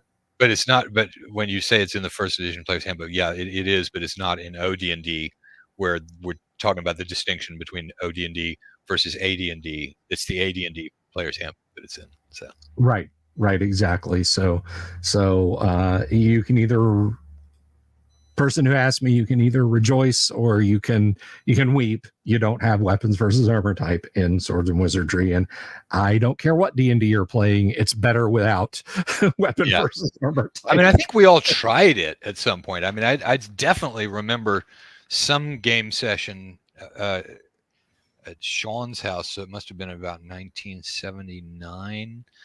And I remember we were trying it, and it didn't. It slows it down. Yeah. And the other thing is, I think that Gary also, there's just the problem of monster armor class may not be something that's necessarily in line with the type of armor that armor class would be if a person is wearing it.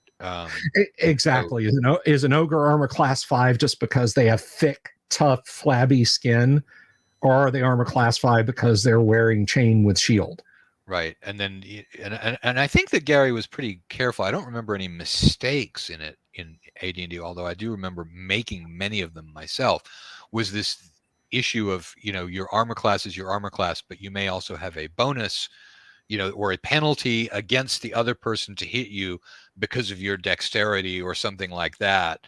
But, very, very shortly, armor, a lot of those penalties for the other person to hit you just got wrapped up into armor class, and as soon as that was being done, it didn't make any sense anymore. So it got too far into the weeds and too far into the simulation and stuff that I think Gary was seeking to avoid most assiduously. I recall, it wasn't said directly to me, but I was a fly on the wall during the brief time that I got to know Gary before he passed away, about now you've probably at least a couple times played Rollmaster, right? I have not. No, you've never. Okay, so no, I've looked through the books plenty, but I've never actually sat at a table and played Rollmaster. That those are hours you should relish. You should be. So I've heard. You should be happy that you had those hours to do other things. I was not so fortunate, but Rollmaster it began its life because the guys who created it played original D&D and started playing AD&D, and were like, well, this isn't realistic enough. Right. So they invented the arms law, and then the claw law, and then the spell law tables. And then it just kind of grew out into its own role-playing game system from there. But it was an alternate system for, tracking. Like, it's not enough just to say, I did 10 hit points to you. Exactly. So, that's a 92 F puncture. Let's roll the percentile dice and see where that puts it, and it crams 20 minutes of fun into 4 hours, if you follow what I'm saying. I mean, if you tried the classic 5th level party goes into a room with like 60 kobolds in it battle in Rollmaster and started tonight, you might be done this time next year. 1 week, 3-hour sessions nominal. It is it is incredibly over detailed, and I think stuff like weapon versus armor type edges too close to that and makes it untenable. 100,218, by the way, Matt, if you're I'm seeing it. watching the screen there. Yeah, because you've got that visible even in the thing that we've got here. Where Yes. Bill and I are not actually watching the thing. We're in a another tab called StreamYard, but I'm able to see the thing on here. But that's why I'm not able to read unless I click over and look at YouTube is the comments in the chat room, which is why occasionally my eyes shift over to here, and it's because I'm reading through the comments. So Right. But it's still flying on. We touched on this a little bit on the panel, and I wanted to kind of come back around to this. In a personal sense, talking directly to you, what are some things that have happened as you have done these TTRPG Kickstarters? What are some things that have happened that have really caught you out, that have really tripped you up and like you had to take a step back? You're like, "Ooh, boy, that was not good," or "that was unexpected," or something like that. you mean about the process of running a Kickstarter itself? Yeah. Whatever angle you want to come in at that battleship before you take your strafing run, the creative process, the business process, the just dealing with a Kickstarter, however you want to attack the target. Well, I mean, the most difficult thing for people is probably, based on where their weak point is, which, mine is generally planning, but there's a lot of lead, you have to say, okay, we want to launch a Kickstarter on such and such a date, which means that before that date, we have to do, these things. And in order to be able to do those things, we have to have already done these things. And so you sort of work yourself, it's called a Gantt chart, and I can't actually make one, but that's the concept of it is, what things have to be done before the other things all the way forward to the time, that you want to launch.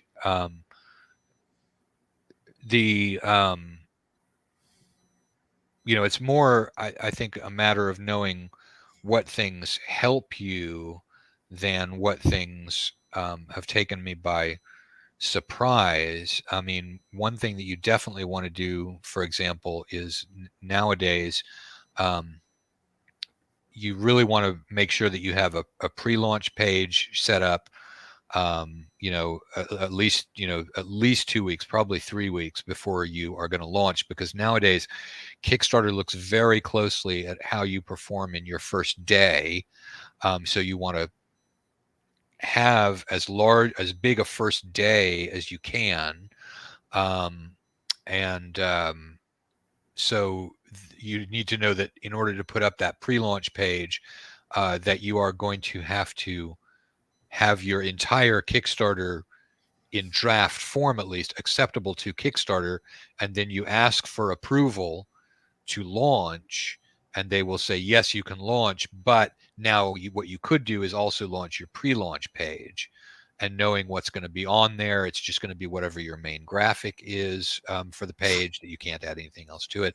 Just knowing the whole procedure from start to finish is useful. That's a really good example too, that thing about the pre-launch page, creating a situation where you need to do things before other things, because you have to basically submit your page for approval to Kickstarter before you can ever do a pre-launch page, even though the only thing it's going to use is the one main graphic. So that's, one useful thing. Okay, but not, there haven't been any like, oh crap, I wish we had done that differently because now this is not as optimal as it might be moments for you. Well, actually, there was something a little bit like that, on this actual Kickstarter, which was that we set the length for 28 days. And what I didn't know was that apparently at the end of 21 days, and I'd seen Kickstarter talking about 21 days. We want people to do 21 days.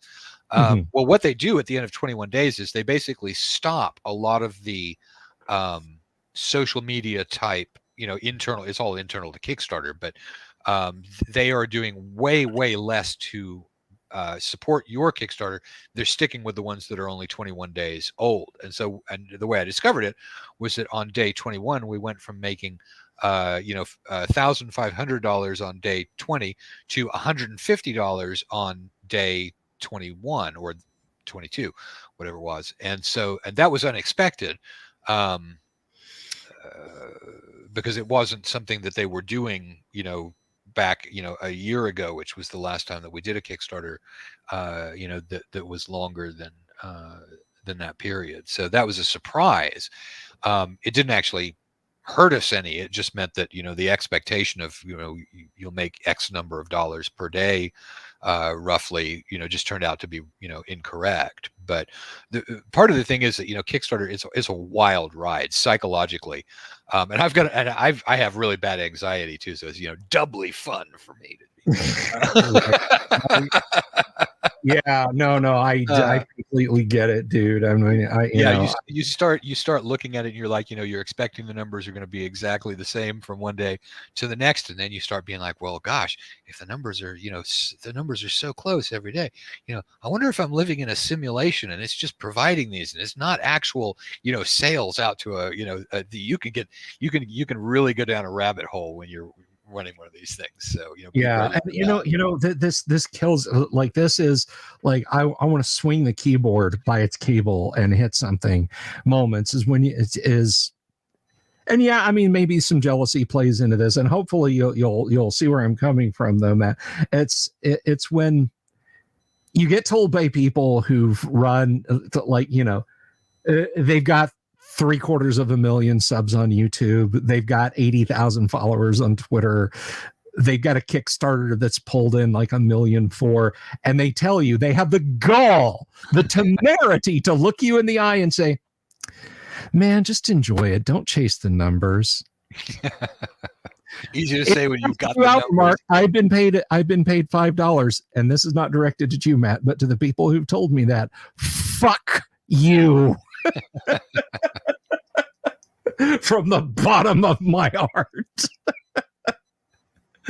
But no, you get what I'm saying. Yes, it very much is the numbers. It very much is the numbers. Yeah, no, there's no question about it. Yeah, but yours are doing great. 100,258 smackers. And I would just like to point out, guys, once again, this is the Delver effect. Matt came on. He was down in the minor leagues with that $99,000 crap. He gets on my stream, boom, six figures. You're welcome. Thank Matt. you, Bill. You're welcome. Kickstarters come on this show to get fulfilled. That's kind of what I do. But geez. Anyway, you know what? Another thing, going back to your question about things that you want to know ahead of time, is also figuring out your profit margin, because out of this 100 grand that we've got here, that's not what we're going to be putting in our pockets. No, that's not. 10% off the top goes to Kickstarter, and you really, a lot of people do this on a spreadsheet program. 10% of it off the top goes to Kickstarter. If you use BackerKit, Backer is going to charge you a fee on top of that. You've got in this particular Kickstarter, postage is being included in people's pledges. So the result of that is that, first of all, Kickstarter's taking 10% of the postage amounts, and we're making up, that in there. And we like doing it that way because it gives people, just to do another aside, we do like doing it that way because it gives people certainty about what it is they're going to be paying for postage. Next time around, I think we're probably going to do the thing where we don't include the shipping cost in the Kickstarter. We'll calculate it later from BackerKit. That's really more just because BackerKit gives you the ability to calculate it more accurately than Kickstarter does. But however, on this Kickstarter, some of this money is postage and shipping costs. And so when you get down to it, it can be a lot less than it appears. And you want to know how much less it's going to be before you launch your Kickstarter. Although you won't know, Bill, because when you do it, you're going to be working from a printer's quote that you don't know how many you're going to sell, so you don't know how many you're going to be ordering, so you don't really know how much it is going to cost to get something printed either. That's something that you have to do, ahead of time in the costing. So. Oh yeah, I mean, without a doubt, and you and I have talked about this both online and offline. I think there's a danger of sitting there and you get your Kickstarter, you get really lucky, you hit that switch just right, and you get a situation like we're looking at here with your Kickstarter, over 1,000 backers, over 100 grand, and you still got 4 days to go. People are going to be just eating this up with a gold spoon and enjoying the hell out of it, and then you clear shipping, you have all your extras, you do your convention dinner with the 5 Uber backers. All this comes and goes, and at the end of the day, and I'm not saying this happens to you, I'm just saying this is a danger, and I think you'll agree. At the end of the day, when that last check is in, and you've swept up the cardboard box punch outs and everything like that, you made about what you would have made if you'd worked pushing carts in at the supermarket. Yeah, that can definitely happen. Yeah, I think that's a danger. Is you realize you paid yourself minimum wage or less to grind yourself into a fine powder to get this stuff out. So Matt knows Kickstarter way better than I do. So this is just my 10,000-foot view. Be very, very sure about what your goals are and what you're going to be putting out and what you're going to be paying yourself for your Kickstarter, so you don't end up losing money. Even if at the end of the day, you're like, well, I started this thing with no money and now I have this money. How did I lose money? Your time is valuable. Your time is valuable. But, now we're obviously, and I will say, because I'm not trying to pour mouth, we're doing okay on this one. 100 grand, you're making enough surplus. But if you don't know ahead of time how much your Kickstarter is going to make, that's a really important calculation to make. What we do with the money is we then blow it on the next Kickstarter by buying a lot of art for it. So the profit we make on this one is probably going to show up in the OSR Kickstarter, with the art that's in there.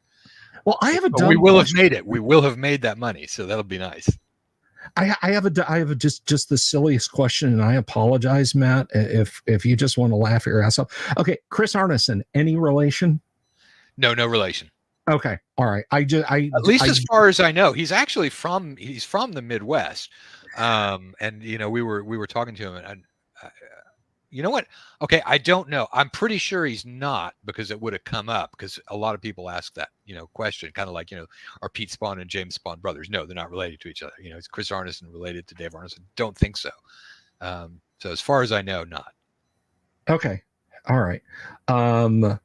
But Kabuki Kid had a question about how awesome you think AI art is, Matt, because I know you and I have talked a lot about how fantastic AI art is and how great it is to use in public. I'm teasing Kabuki Kid. That is like a hot button. So I'm sorry, Kabuki. I just had to rattle your cage a little bit there. Art's an interesting question, because I actually prefer black and white art, and try explaining that to people out there. But I think black and white art stimulates your imagination when you're looking at it more than something that is color art. And I get the idea that the color art's maybe more immersive. It hits you with the the picture. But for a game book, I actually prefer when we've got a 5th edition version of the City Encounters book that we're going to come out with. It's going to black and white art. It's going to be old school. Yeah. That sounds awesome. And like, I will say color cover and black and white art inside. Yeah. That is, that's my, that's kind of, it's, and I agree with you about the black and white art. Even some of the classic guys like Frazetta and Vallejo's black and white sketches are sumptuous, dude. Mm-hmm. They are just what Frazetta did with pencil and pen and ink, and the same with Vallejo. They really in my opinion let their hair down more than when they're doing the oils and the pastels and stuff like that on their black and white stuff. It's got, I don't even know if this is right, it's got texture to it, and maybe that's just because you and I grew up looking at black and white D&D art. It may be, and I've given a lot of thought to that, and I really think it's not. I think that, you know, the black and white art really does engage your mind more than the color art does. But, you know, opinions may vary, but I really think it's not. In my case, I don't think it's just about nostalgia. I think there's really something to that. Yeah. Yeah. No, I agree too. Is there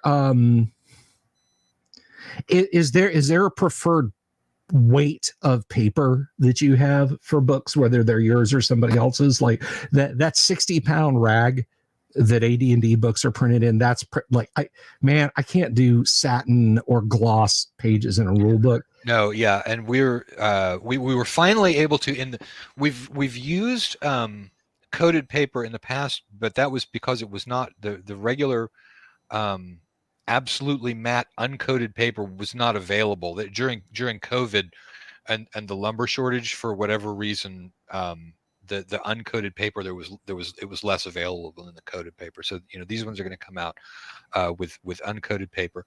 I think it's 70-pound paper, and there's a difference between the coated and the uncoated. The coated paper, the book is heavier. I don't know, you know, I don't want to say that a gram of uncoated paper weighs more than a gram of coated paper, if that's the, you know, the comparison that I'm making. But the coated paper, you know, book ends up being heavier too, and so shipping's an issue. You're trying to cut, you know, costs to the backers on shipping any way you can, and so it's also useful that it's less. But, you know, you can see, let me see if I can find, yeah, here's my print on demand. So look at this. This is the print on demand copy of Swords and Wizardry, and this is the offset printed copy of Swords and Wizardry. And I don't know if you can tell, but the offset printed one is significantly thinner than the one that is done print on demand, and that's simply a matter of the paper. And they also weigh almost exactly the same, despite the fact that this one is a lot thicker. So, you know, paper does, you know, mysterious stuff, and the difficult thing with it is understanding what the printers are talking about, because there's an entire jargon of printing terms that is kind of difficult to get into the first time you're talking to them. Yeah, I've got something that Tracy Lesh and I have been kicking around we're going to do, and the layout I want for it is very AD&D book style, right? And that means something to me. You know, I say, well, I want it to look like an AD&D book, and that means something to you, and that means something to everybody in our audience. That means exactly jack and shit to a printer, right? You know, and you know, my mother-in-law, God bless her, worked in the printing industry, doing pre-press stuff for decades. That's the person you want to have talking to the printer. Exactly. I can take her a copy of the Monster Manual and say, Jerry, what do I tell the guy at the print shop this is? Yep. So when we get this thing going, you know, what can I tell him that this is? And, you know, when I did that the first time, dude, it was like drinking from a fire hose. Because, like, you know, she gets her readers on and she's like, you know, flexing the book back and looking at the gutters and, like, you know, feeling the paper. I mean, and she just starts up with and it was like listening to me talk about D&D. D&D, yeah. I was going to turn that around on you and say, yeah, well, this is payback. Exactly. So, you know, it was she absolutely knows her stuff, and she is my go-to when Tracy and I get ready to pull the trigger on that. I don't know if we're going to crowdfund. We probably should, but I'm scared of it. Well, I'm scared of it. So yeah, but here's the thing. You know, it's been around long enough that it's not weird. You know, your fans will be forgiving of mistakes. You need to be careful about mistakes in terms of, you know, how you describe a thing and what the money is, and you'll have to be real careful with the math. But the thing is, if you don't crowd fund something, you are leaving a fair amount of money on the table. You would probably make half again as much by crowdfunding something as you would by putting it out there for general availability and just saying, please buy my thing. And it also makes your timetable work better because it means that you're getting all of the money in before you have to pay the printer. You don't have to put up any of your own money for it. So, except for the art and the things that you've done to get the book ready. So in our case, we spend all the money on the art ahead of time in order to be able to deliver something quickly, but you've got the artist as part of your Kickstarter. So but yeah, I think, the bottom line is you are leaving money on the table if you choose not to crowdfund something.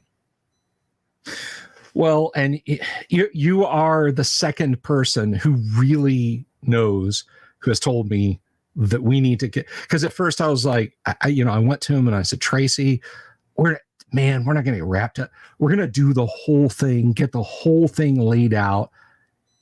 And then I don't want to get into the whole crowdfunding stuff like that. And he was like, yeah, no, I agree with you. I definitely think we should go that route. And then I was talking actually to, I was talking to Eric Garland, and he used a word that I shan't repeat here. Refers to a lack of intestinal fortitude. About it. He's like, just kickstart it, you. I was like, come on, man. He's like, no, you're a coward. Kickstart it. Just do the thing and kickstart it. You should. And I was like, well, I mean, I think here's another thing that you can do in terms of kickstarting. You can, when you've done your page, okay, you can share it to people in the industry who you trust, and those people can see it and the general public cannot. And those, you send them a link on the thing that Kickstarter will give you, and they can look at it and say, here's a mistake, here's a mistake, here's a mistake, here's a mistake. And that way you can have people actually look at your actual Kickstarter page and see whether they think that there's going to be any problems with it, spot problems ahead of time. That's something you can do with Kickstarter. Well, that's definitely good to know. And that's definitely a route I'm going to take. So expect an email. At some point in the future. I won't say when, but expect an email at some point in the future. Lloyd Metcalf did a Kickstarter where he was working on trying to fund his Dragon Wagon food truck, and I went through and I did the comments on the thing. I do that fairly commonly for people, so doesn't mean I'll necessarily catch everything, but hopefully there's a couple other people on there who crunch the numbers or do the stuff that I don't necessarily do. But that's but just to give you a little bit more feeling of belt and suspenders. You can have people who have done Kickstarters actually look at your page without giving them your password and letting them sign into your account. Well, that's good. And yeah, like you said, it's belt and suspenders. And I want, I'm not going to be that guy. And if you know who I'm talking about, that's fine. I'm not going to be that guy who's announcing after 13 years that it's finally coming out. I'm not wearing that hair shirt, and I don't think Tracy would let me anyway. Which is why when I've gotten busy, like this is a thing. This is not going to be like, hey, we're going to go make a video and we're going to announce and we're going to do blah blah blah, and then I'm going to start working on it. I'm going to have an illustrated manuscript ready to go. Mm-hmm. Like this is something some people have said, no, just do the Kickstarter and then you guys can say no. I think as long as you're clear about which way you're doing it, because there are two different approaches to Kickstarters. People don't like to hear we're still writing it, so some people try and conceal it. The fact that they're not done, but you can do it, and you can even do it, ethically, to just be like, here's what we have, here's what we don't have. It'll be a year before you get it because we're doing such and such and such and such. It is, however, a lot easier. And I definitely recommend doing it the way that, that you're talking about. And it's absolutely the way that we do it is, we've got something that is laid out before we even launch the Kickstarter. And a lot of things may go in and change, partially because of the Kickstarter, comments that people have on the Kickstarter itself, and there may be pieces of art that have been ordered that aren't in the book, but we've got something that is that could if we were just like, oh, fuck it, it could go to the printer right then. So right, and that's where I want to be. I want to be with like, oh look, it's Friday, the Kickstarter just finished, send it to the printer. Let's go right now. We have the money. Go, send, do. I've seen too much stuff that, and not even by people who were seeking to do wrong. Most of the bad shit on Kickstarter happens entirely by accident. Yeah, and I just I don't want to break my arm patting myself on the back, but I think I've built up at least a little bit of goodwill in this little community of classic D&Ders, and I would certainly hate to burn that bridge for 10 grand. It's just like, I would need a lot more money to piss people off than that. If I moved to Belize and I'm not even connected to the internet anymore levels of money before I would piss people off. So fear not, those of you who are like, oh, I want that book by Bill. It will definitely all be strictly above board.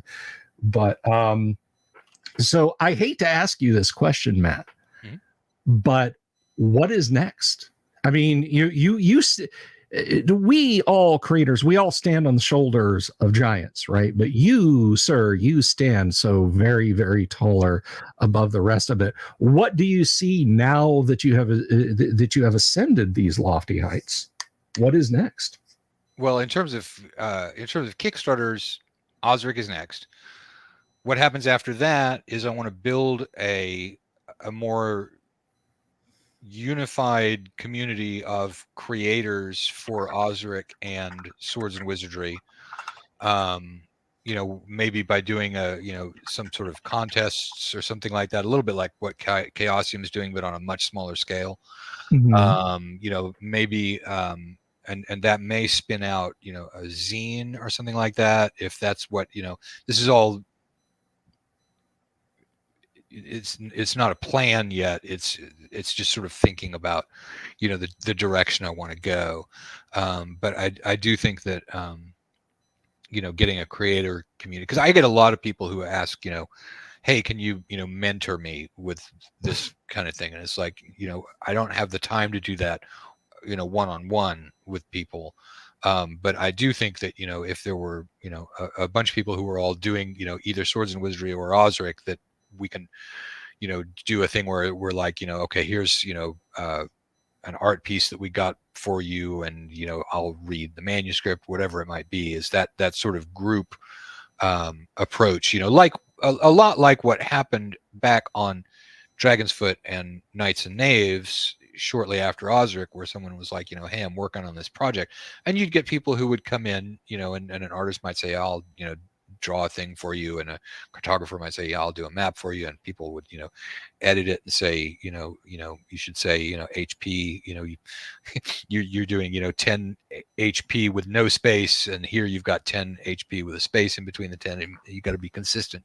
That sort of coaching, leveraging the well, I mean, from me it would probably be coaching, and from the company it would probably be a little bit of money for people, and from the community it would be helping evaluate which things might be it. But I'd like to sort of try and get that that same atmosphere that we had back in 2005, 2006, where people were working together to create really good call it DIY type things. But I think that's really disappeared a lot from the world out there, partly because of social media fragmenting everybody, and partly because there's been a lot more money to be made in it. That money does weird things to a community when it gets in there. So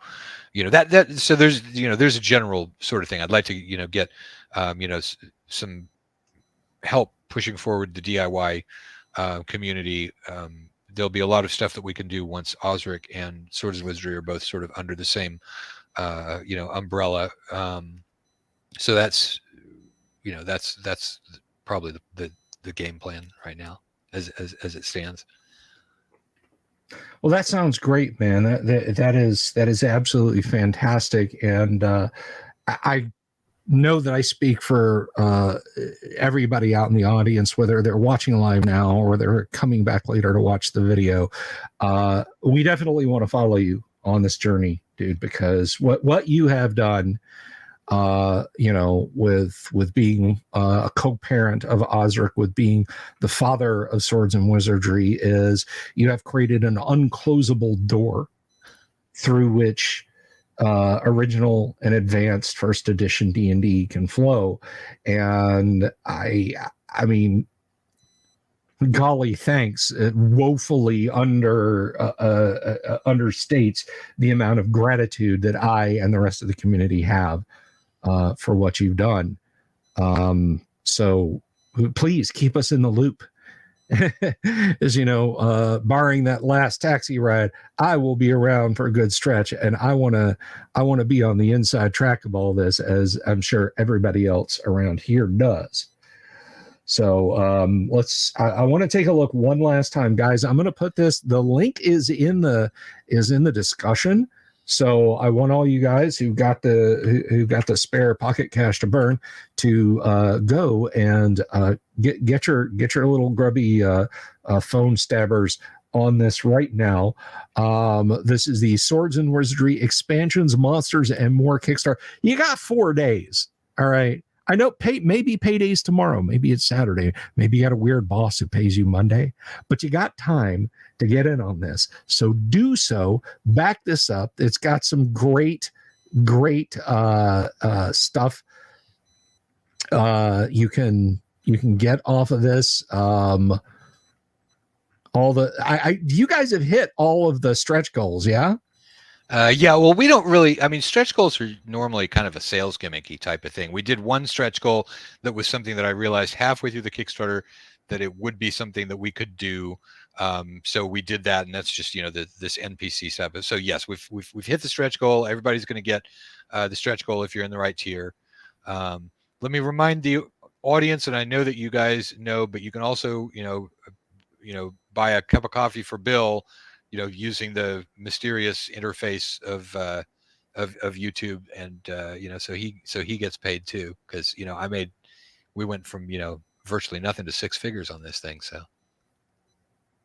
well, thank you very much, Matt. I do appreciate that, and I have a good audience here. That is not the one. I have a good audience here who's very, very good about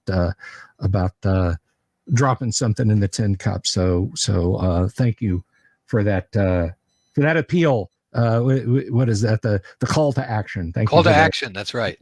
The call to action, guys. So, but by the way, and I do want to point this out, if you're out there watching and you'd like to support the show on Patreon, for as little as $1 a month on Patreon, $2 a month on YouTube memberships, which you can click down here to activate.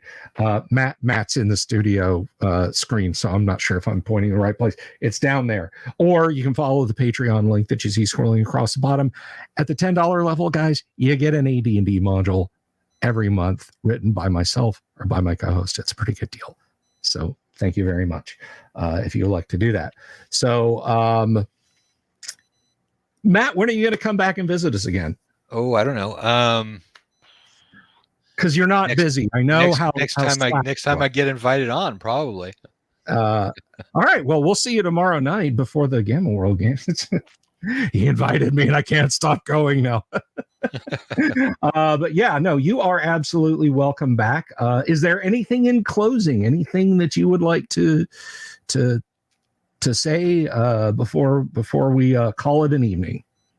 No, I don't think so. I think we covered, most of the interesting stuff. So yeah, good to go. Right on. Guys, get in on this Kickstarter. It's really cool. And Swords and Wizardry is definitely something that you want. And one last look. What did I do? I did something to my layout here. Why is this not? That's not what I want. Let me see. And there we go. All right. So last look here, guys. $100,258, 1,003 backers, 4 days left to go. it's worth your time. It's worth your money, and you should definitely check it out. I'm gonna let Matt get some rest here, but the rest of you guys, no rest for any of you. Tomorrow night we are going to be back. We're going to be back with Gamma World, and we're going to see what happened to those adventurers when they ran toe-to-toe against a death machine. But until then, guys, be good to each other. Love you all. See you tomorrow night. Peace. Have you seen my owl bear?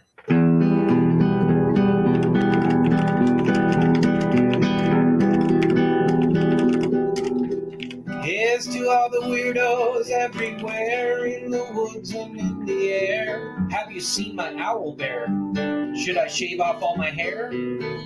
Bobs are all around. Some live in tunnels underground. Some are fat, some are rich, some are sleeping in a ditch.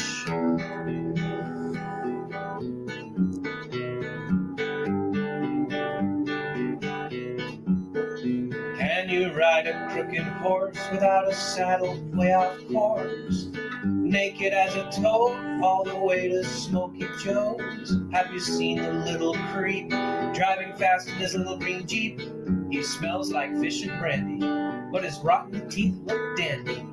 Take me to the show, I don't care if fast or slow. From action flicks to dancing dicks, just take me to the show.